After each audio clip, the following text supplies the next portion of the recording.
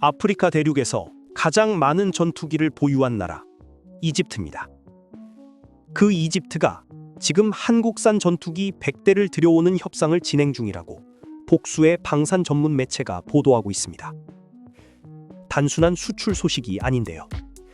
여기에는 우크라이나 전쟁과 미국의 무기 정책이 만들어낸 구조적 공백이 있습니다. 이집트 공군은 얼마나 큰 조직일까요? 현재 보유 전투기만 약 200대 이상으로 추정되며 F-16을 비롯해 미그 29, 수 35, 라팔까지 서방, 러시아, 유럽 기종이 혼재된 복합 편제를 유지하고 있습니다. 아프리카에서 이 정도 다변화된 공군력을 가진 나라는 이집트가 유일합니다. 그런데 이 강력한 공군이 지금 딜레마에 빠졌습니다. 2022년 러시아의 우크라이나 침공 이후 국제 제재가 겹치면서 러시아산 전투기의 부품 공급망과 정비 지원이 사실상 막혔기 때문입니다. 미그나 수 계열 기종을 유지하려면 러시아 기술진의 지원이 필수인데 그 경로가 좁아진 겁니다. 그렇다면 미국에서 추가로 F-16을 사면 되지 않을까요? 여기서 또 다른 벽이 등장합니다. 미국은 이집트의 인권 문제 등을 이유로 F-16 추가 공급을 조건부로 걸거나 지연시켜 왔습니다. 이 두 가지 공백이 동시에 작동하면서 이집트는 러시아도 미국도 아닌 제3의 선택지를 찾기 시작했습니다. 바로 이 지점에서 한국 이름이 선택지 위에 올라온 겁니다. 2025년 4월 방산 전문 매체 밀리터리 아프리카는 이집트와 한국 간 FA-50 도입 협상이 마무리 단계에 접어들었다고 보도했습니다. 이후 국내 방산 전문 매체들도 초읽기 단계라고 전하고 있는데요. 다만 이집트 정부의 공식 발표는 아직 없다는 점은 짚어두어야 합니다. 여기서 질문이 생깁니다. 이집트가 왜 굳이 FA-50을 선택했을까요? 프랑스 라팔, 미국 그리펜, 중국 JF-17 같은 대안도 있었을 텐데 말입니다. 핵심은 호환성입니다. FA-50은 나토 및 미국 계열 무장 체계와 연동이 가능한데 이집트는 이미 대규모 F-16 편대를 운용 중이라 기존 군수 지원 인프라를 그대로 활용할 수 있습니다. 두 번째 강점은 비용입니다.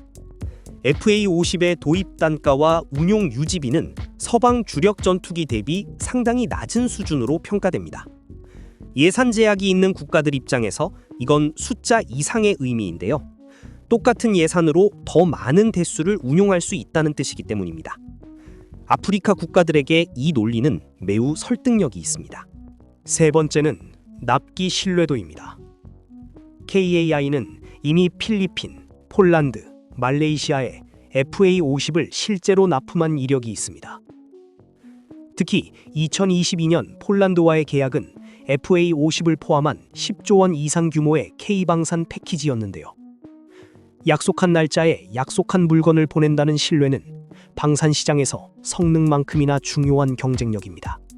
이 세 가지, 호환성, 비용, 납기 신뢰도가 한꺼번에 맞아떨어지는 플랫폼이 FA-50이었다는 겁니다. 중요한 건 여기입니다. 이집트는 전략적으로 매우 계산적인 구매자입니다.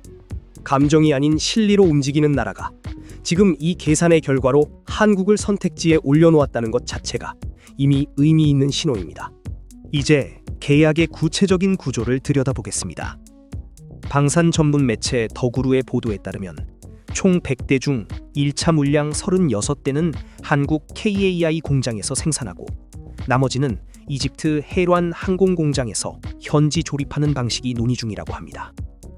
이 현지 조립 조건은 이집트 측의 강력한 요구사항으로 전해집니다. 계약 규모가 성사된다면 어느 정도의 의미일까요? 일부 매체는 수십억 달러 수준의 금액을 언급하고 있는데요. 이는 단가 추정에 기반한 계산값으로 공식 확인된 수치는 아닙니다. 다만 규모 면에서 보면 이것이 단일 항공방산 수출로는 한국 역대 최대가 될 가능성이 있습니다. 한국 항공방산의 무게중심이 달라질 수 있는 숫자인 건 분명합니다. 그런데 여기서 판을 흔들 수 있는 첫 번째 변수가 등장합니다.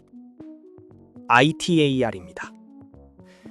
FA50에는 미국산 부품이 포함되어 있어 미국 국무부의 수출 허가, 즉 ITAR 승인이 반드시 필요합니다. 트럼프 2기 행정부가 중동 무기 판매를 재조정하는 흐름 속에서 이 승인의 타이밍이 계약 일정에 영향을 줄 수 있습니다. 두 번째 변수는 현지 생산 조건입니다. 이집트가 요구하는 64대의 헬완 현지 조립은 단순 조립에 그칠 것인지 아니면 실질적인 기술 이전을 포함하느냐에 따라 카이의 연간 수익성과 기술 유출 리스크가 크게 달라집니다. 방산 수출에서 현지화 조건은 종종 협상의 가장 어려운 관문이 됩니다. 세 번째 변수, 그리고 가장 근본적인 문제는 이집트 정부의 공식 확인이 없다는 점입니다. 현재 보도는 방산 전문 매체와 업계 소식에 기반하고 있습니다. 이집트 측이 협상 사실 자체는 인정하고 있다는 보도도 있습니다. 계약 조건과 시점에 대한 공식 발표는 아직 나오지 않았습니다. 초읽기와 최종 서명 사이에는 여전히 거리가 있습니다. 세 가지 변수를 정리하면 ITAR은 미국 정부의 독립적 판단 사항이고, 현지화 조건은 협상 테이블에서 가장 민감한 항목이며, 공식 확인 부재는 계약 불발 가능성을 열어두고 있습니다. 이 세 가지가 동시에 풀려야 계약이 성사됩니다. 초읽기라는 표현은 이 과정이 상당히 진행됐다는 뜻이지 끝났다는 뜻이 아닙니다. 그렇다면 이 계약이 성사될 경우 무엇이 달라질까요? 이집트는 아프리카와 중동에서 무기 구매의 벤치마크로 기능하는 나라입니다. 이집트가 한국 전투기를 100대 운용한다는 사실 자체가 주변국들의 구매 계산에 한국이라는 변수를 확실히 심어놓는 효과를 가집니다. 이른바 레퍼런스 효과입니다. 현지 생산 조건이 잘 설계된다면 추가적인 가능성도 열립니다. 헬완 공장이 FA50 조립 거점으로 자리를 잡으면 이집트가 아프리카 지역 유통의 허브 역할을 할 수 있다는 시나리오도 거론됩니다. 물론 이는 기술 이전 범위, 계약 조건, 이후 운영 역량에 달린 문제라 지금 단계에서는 가능성으로만 봐야 합니다. 더 넓게 보면 이 계약은 K방산이 항공 분야에서 중국, 러시아 기종의 실질적 대안으로 인식되기 시작하는 전환점이 될 수 있습니다. 지상무기 체계에서 먼저 이름을 알린 K방산이 이제 하늘에서도 그 입지를 만들어가는 흐름입니다.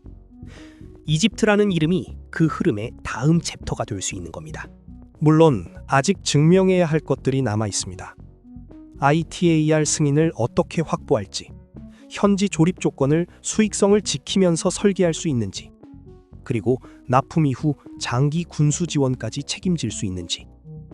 수출 계약은 서명이 끝이 아닙니다. 한국 방산이 아직 상대적으로 짧은 역사를 가진 영역에서 이 계약은 그 역량을 가장 크게 시험하는 사례가 될 것입니다. 정리해 보겠습니다.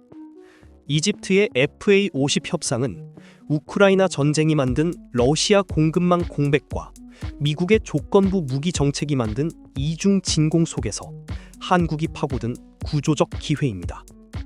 100대 계약이 성사된다면 그건 한국 항공방산 사상 최대 단일 수출이 됩니다. 하지만 ITAR, 현지화, 공식 확인이라는 새 관문이 아직 열려 있습니다. 초읽기는 시작의 끝이지 계약의 끝이 아닙니다. 계약이 성사된다면 그건 한국 항공방산이 중동과 아프리카 하늘에 자신의 이름을 새기는 순간입니다.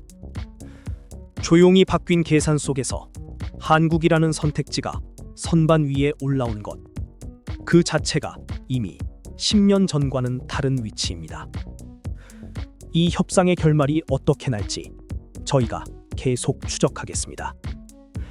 지금 채널을 구독하고 알림을 설정해 두시면 이 계약의 결말을 가장 먼저 전해드리겠습니다.